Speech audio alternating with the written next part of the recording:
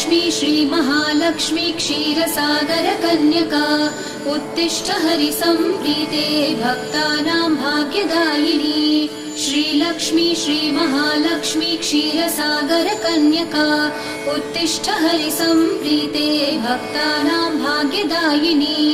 उत्तिष्ठोत्तिष्ठ श्रीलक्ष्मी विष्णुवक्षस्थलालये उत्तिष्ठ करुणापूर्णे लोकानां शुभदायिनी।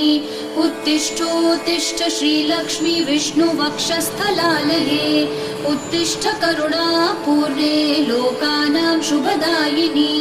श्रीपद्ममध्यवसिते वरपद्मनेत्रे श्रीपद्महस्तचिरपूजितपद्मपादे श्रीपद्मजातजननी शुभपद्मवक्त्रे श्रीलक्ष्मी भक्तवरदे तव सुप्रभातम्।